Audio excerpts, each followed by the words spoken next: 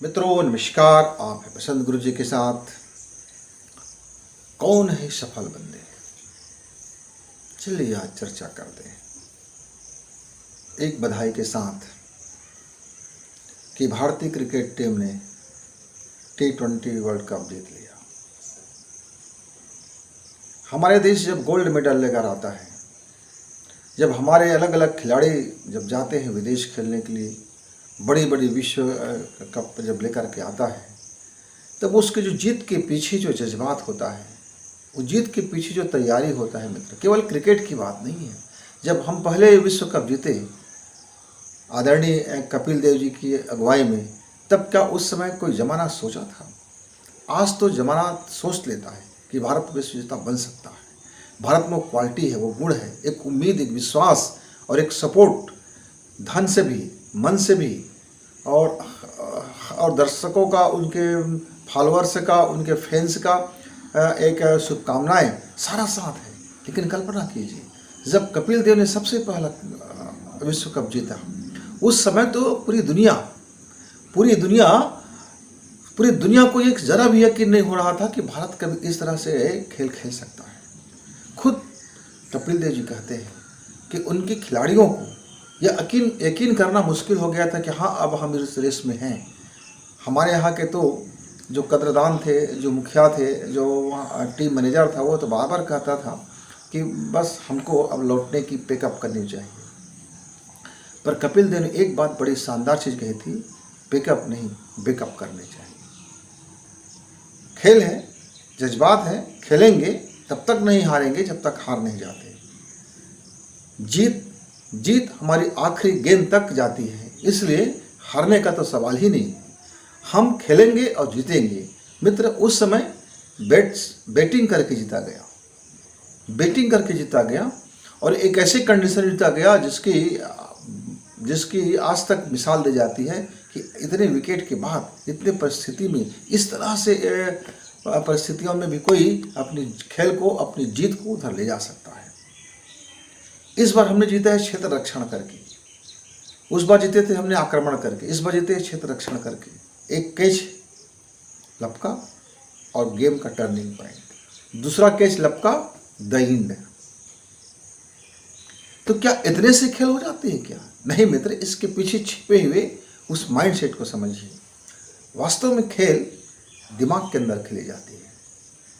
अपने बुद्धित्व को, अपने बुद्धितत्व को और अपने अंदर का जो दर्शन है, अंदर की जो स्ट्रांगपना है, अपने अंदर का जो विश्वास है, खेल में जो धीरज है और खेल के प्रति जो आपका अपना नज़रिया है, यतले अपना एक एक सेकंड जब आप उस पर झोंक देते हो, अपना पूरा श्रम लगा देते हो, अपनी पूरी दिमाग लगा देते हो, अपनी पूरी जज्बात लगा देते हो, अपने अंदर का पूरा स्वाभिमान लगा देते हो और एक एक सेकंड एड़ी चोटी एक कर देते हो, तब वह सक्सेस बंदा होता है। तब कहते हैं ये सफल बंदा है।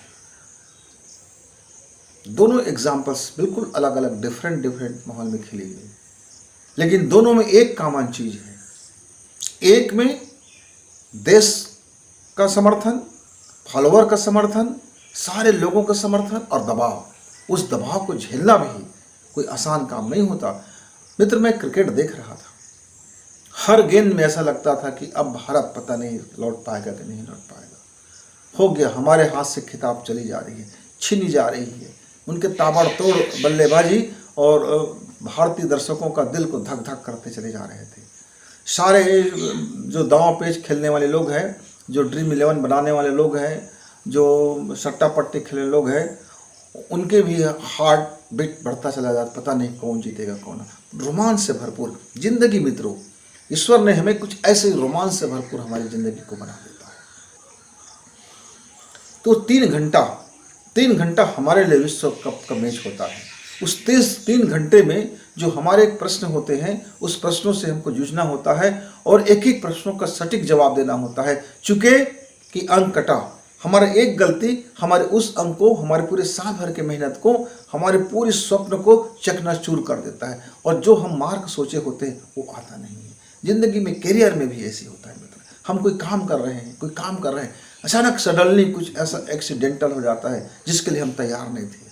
हमारा माइंड तैयार नहीं था, हम तैयार नहीं थे और हम अनबैलेंस हो जाते हैं, भौचक हो जाते हैं, क्या करें क्या ना करें।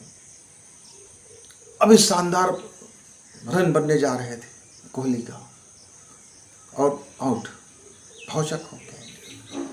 अक्षर शानदार खेल खेल रहे थे, एक कैच हुआ और पूरी दर्शक सन्न हो गया। ऐसे ही लाइफ में हम बहुत अच्छे करते रहते हैं, शानदार तालियां मिलती रहती है, शानदार सम्मान मिलता रहता है, पर एक ऐसा चीज आता है जो पूरी जिंदगी को शांत और वही नीचे थमा देती है। ऐसा लगता है कि अब जिंदगी यही थम गया, फाइनल हो गया। लेकिन जो बंदा तब भी एड़ी चोटी एक कर देता है अपने काम के लिए, अपने करियर के लिए, अपनी पढ़ाई के लिए, अपनी सफल जिंदगी के लिए, अपने संतोष के लिए, अपनी प्रेम के लिए, अपनी चाहत के लिए, अपने ड्रीम को पाने के लिए, वह बंदा आखिरी गेंद तक वह खेलते हुए अपने माइंडसेट को ही रखता है कि अभी मेरे पास एक गेंद का अवसर है, मैं इस एक गेंद के अवसर को मैं अपने अनुसार से मैं खेल सकता हूं, यदि तो खेलने का मुझे पूरा प्रयास करना चाहिए, इस विश्वास के साथ कि यह मेरे जीवन का सबसे सुनहरा गेंद होगा, यह मेरे जीवन का सबसे ऐसा गेंद फेंका जाएगा कि लोग जीवन भर याद रखेंगे, इतिहास याद रखेगा। मित्र, गेंद फेंकने वाला यदि ये सोच के फेंकता है तो आखिरी गेंद में भी मैच पलट जाती है। आपने पिछला विश्व कप देखा होगा, बराबर हो गई दोनों टीम का गेंदबाज कहता था ये आखिरी गेंद मेरा आपके लिए घातक साबित होगा, बैट्समैन कहता था कि आपकी आखिरी गेंद में 6 लगाऊंगा, हो सकेगा तो 9 बॉल भी आपका हो जाएगा तो मैं 2 6 मार दूंगा। वो 12 बना सकता हूं करके आत्मविश्वास में था और ये आउट कर दूंगा करके आत्मविश्वास में था। दोनों का आत्मविश्वास लेवरेज थे। दोनों सुपर ओवर में चले गए, दोनों सुपर ओवर में गजब का खेल खेला, दोनों ने बराबर किया, दोनों में कोई हार जीत का फैसला नहीं हो रहा था। फिर एक नियम के आधार पर एक देश को घोषित कर दिया गया। मित्र, उस खेल को भी मैं देख रहा था, जब आदमी एड़ी चोटी एक कर दे तो विपक्ष वाले और पक्ष वाले दोनों बराबर आ जाते हैं। दोनों में कोई ये नहीं कह सकता कि इसने बेस्ट खेला या इसने बेस्ट खेला। ऐसी जिंदगी में जितने भी मुसीबतें आती है, यदि हम उस एक एक गेंद को खेलें, हम एक एक गेंद पर अपना सर्वस्व लगा दें, अपना एड़ी चोटी एक लगा दें, तो मित्रों उस जीवन में फिर वो जीत तो संभव है, जीत तो बिल्कुल उसके हाथ में है। लेकिन इसके पीछे कड़ी मेहनत, यानी कड़ा अभ्यास, खूब अभ्यास, मन लगा के अभ्यास, तकनीकी पूर्ण अभ्यास, वैज्ञानिक रीति से अभ्यास, अपने को अभ्यास में पसीना में इतना तरबतर करना होता है, इतनी अभ्यास से इतनी अभ्यास कड़ी अभ्यास जिसको हम बोलते हैं मित्र, कड़ी से कड़ी अभ्यास। जब वो अभ्यास में मेरा मन, मेरा दिमाग और मेरा शरीर पक जाता है, तब ये होता है जीत की तैयारी। केवल अभ्यास ही है जो जीत की तैयारी कराता है। और वो जब तैयारी होता है तो अभ्यास केवल शरीर के अभ्यास करने से हम जीत नहीं सकते, जीतते हैं अपने दिमाग के अभ्यास से, हमारा मस्तिष्क के अभ्यास से। इसीलिए तो तरह तरह की कोचर रखा जाता है, दिमाग का कोचर, ध्यान के लिए कोचर, फोकस करने के लिए कोचर, मनोबल बढ़ाने के लिए कोचर। ये आपका एक एक क्षण के मनोबल को कैसे बढ़ाई जाए, आपको कैसे मोटिवेट करके रखा जाए, आपको दबाव को कैसे नहीं लेना है। दर्शक दीर्घा का दबाव आपके दिमाग को विचलित कर सकता है, फ्यूचर का दबाव आपके दिमाग को विचलित कर सकता है, सरकार के दबाव आपके दिमाग को विचलित कर सकता है, घर का दबाव आपको विचलित कर सकता है, प्रेमी का दबाव आपको विचलित कर सकता है, शिक्षक का दबाव आपको विचलित कर सकता है, गुरु का दबाव आपको विचलित कर सकता है। उस समय आपका शरीर का दबाव भी आपको विचलित कर सकता है, आपकी मांसपेशियों का दबाव आपको विचलित कर सकता है। क्षण भर चुके कि आप फेल होने से बच नहीं पाओगे। और यदि उस क्षण को बचा लिया, उस क्षण को आपने जी लिया, उस क्षण को आपने जीत लिया, तो फिर जीत आपकी।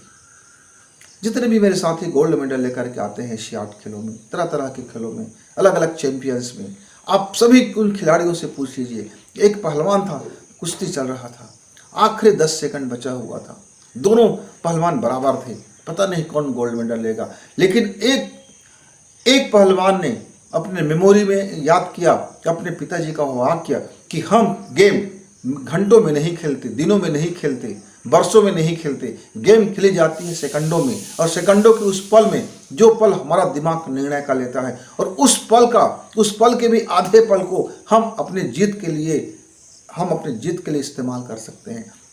मित्रों, उस खिलाड़ी ने 10 सेकंड का समय बचा था, इतनी माइक्रो सेकंड में अपने उसके दिमाग का बिजली कौंधा और कहा कि एक पछाड़ मैं दे सकती हूँ, ये गोल्ड मेडल मेरी है। और उसने ऐसा पछाड़ दिया, ऐसा उसने पॉइंट बनाया कि गोल्ड मेडल उसका हो गया।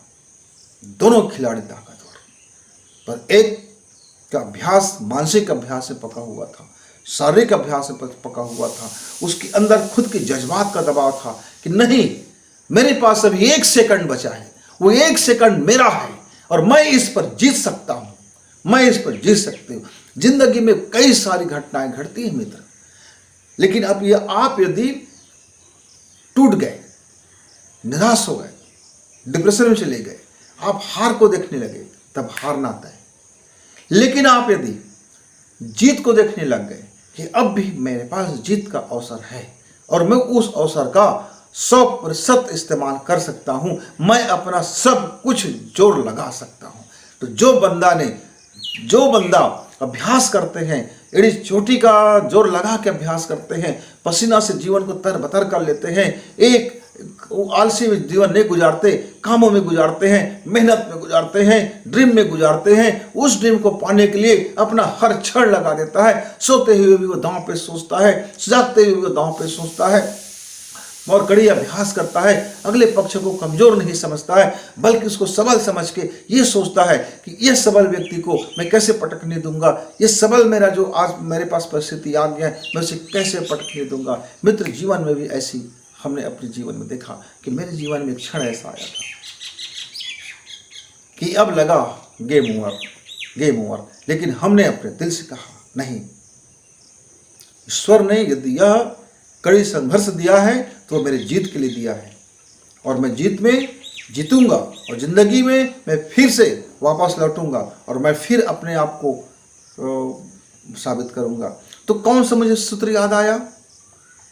समुद्र का सूत्र याद आया, समुद्र का व्यवहार याद आया, समुद्र का चरित्र याद आया। समुद्र क्या करता है? बड़े तूफान आने से पहले समुद्र अब अपने को शांत कर लेता है, पीछे लौट जाता है, शांत हो जाता है, और अंदर से वह अपनी एनर्जी भरता है।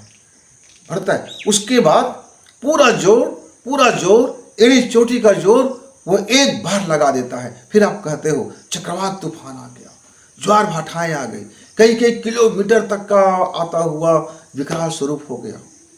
मित्रों, जीवन में यदि आपको लगे कि अब मैं हारने वाला हूँ, अब मेरे जीत की कोई संभावना नहीं दिख रहा है, अब आखिरी वह पल बचा हुआ है जिसमें एक कोशिश की जा सकती है, तो मित्र आप अपने को शांत कर लीजिए। समुद्र के भांति अपने सारे वेग को आप पीछे ले जाइए, सारे दबाव को आप छोड़ दीजिए, माने पूरी जिंदगी को आप खाली कर दीजिए, पूरे चिंतन को खाली कर दीजिए, पूरी सोच को शून्य कर दीजिए, और उसके बाद आप अपना अंतिम प्रयास कीजिए, पूरी जोर लगा के प्रयास करें। फिर देखेंगे कि अब वह किस तरह से आप सफल हो जाते हैं। चाहे घर हो, कारोबार हो, जिंदगी हो, आपका खेल हो, सारी जगह एक ही नियम है, अभ्यास और कड़ी अभ्यास, और जीत के लिए सोचना, जीत के लिए जीना, और जीत के साथ अपने माइंड को सेट करना। यदि आप यह सोचते रहते कि हम हार न जाए, तो निस्संदेह आपका हार आपके दहलीज पर था।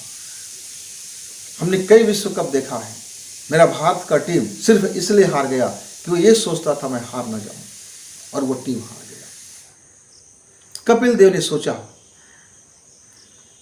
कि हारने के अलावा और हमारे पास है क्या, हमारे पास सिर्फ एक है, जीतने का है, हम जीत सकते हैं या हार सकते हैं। तो हारना तो सब कोई जानता है कि भारत हार सकता है, पर हम जीतने के लिए अब खेलेंगे। आज एक एक मैच हमारा जीतने के लिए होगा, एक एक बाल हमारा जीतने के लिए होगा। बहुत मानसिक दबाव था कि आप जीत न सकोगे, बहुत मानसिक दबाव था कि आप स्वदेश लौट जाइए, बहुत मानसिक दबाव था, हर दिन पे होता था समान कि अब तो गया।